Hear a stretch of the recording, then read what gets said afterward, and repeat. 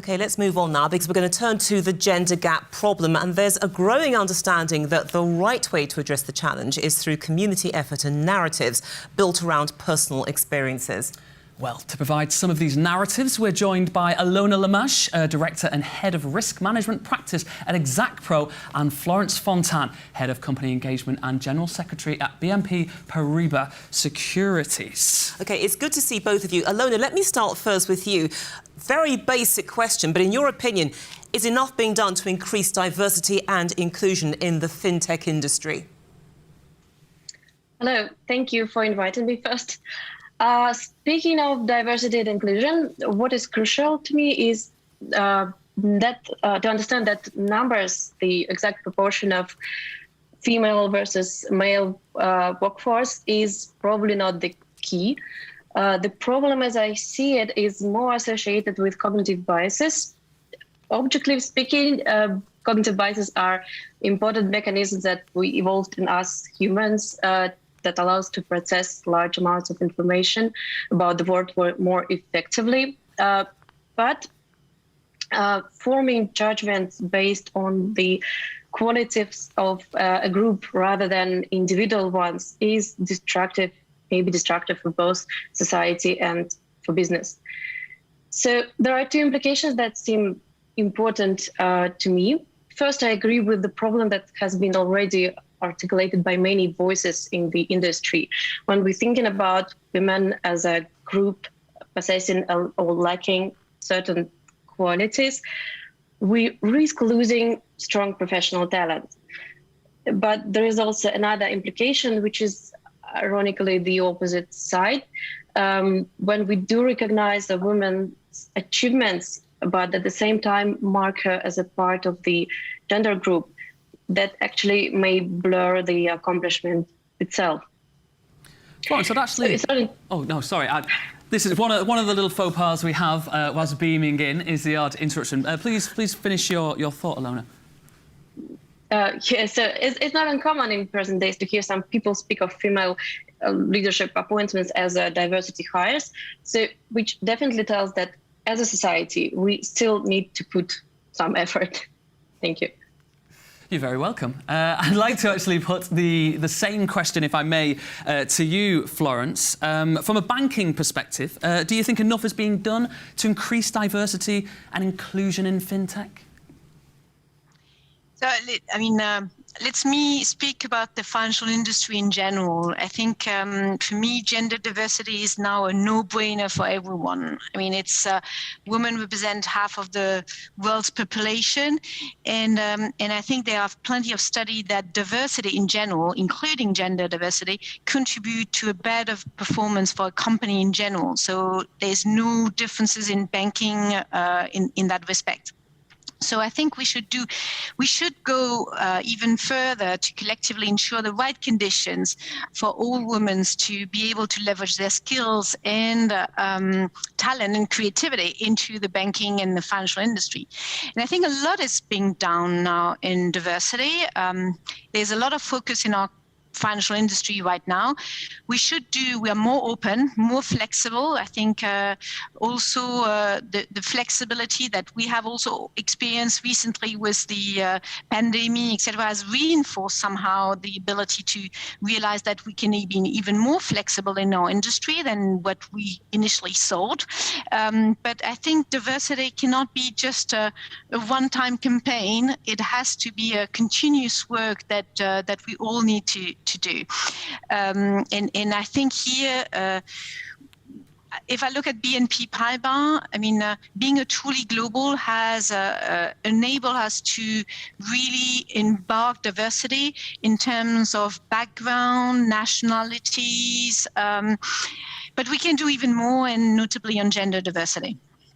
Let's stay with that point, Alyona, because, look, clearly this is a big subject. It's not something which is going to happen overnight. It's a continuous journey. But given that, do you see any particular way to address the situation or the gender gap? Can there be one specific way? I don't think that there is one specific way.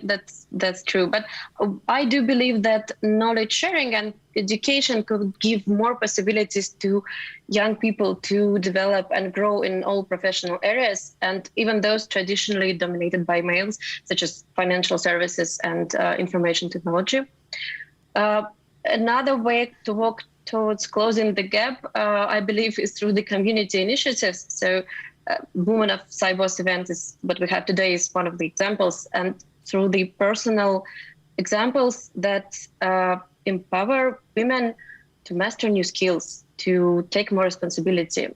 I feel that more voices and more narratives will eventually drive that change. What's your view here, Florence? What would you like to see done to tackle the gender gap? I think there's not one single bullet, otherwise we would have used it. But it's a conjunction of different actions that we need to put. First, I think we have all a role to play in that respect. And I was as a leader myself, and I found as an opportunity, but also as a responsibility to use my position to offer opportunity to others and to increase that diversity. So I think here, and everyone can do that. Okay, men, women, whoever is in a position of decision and is hiring, is recruiting, should have that in mind and can do this. So that is a simple step that everyone can do. The second is, indeed, as an organization, we need to make sure that the HR process, whether it's mobility, recruitment, training, etc., is taking into account the gender balance. And so you need to have I would say, a transparent process, making sure that we can fact-based decision-making, etc. So that's also an important element. Because it's true that, and I think Alyona mentioned it before, there's a lot of unconscious bias that is there, and we need to fight against that as an organization. And as in here, I think there is a number of training programs, and here in our organization, we have also developed those training programs to ask, notably, our people that are massively recruiting in the different areas to go through those trainings, to be aware of their own conscious base, to make sure that they are not taking that too much of importance.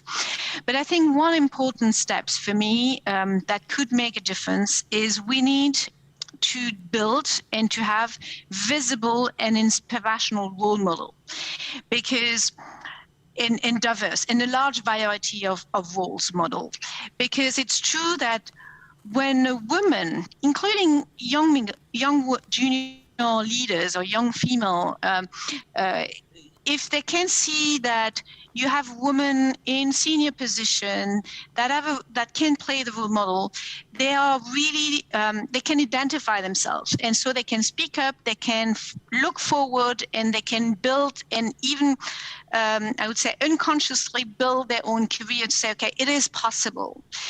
And also our men colleagues realize that, oh, you know what, women can do that too. So they also realize that this is possible and you can do it. And I think this is absolutely critical. So you need to make those women, those role model, a large variety, because people and women are different as well. You don't have one single format of women, so they need to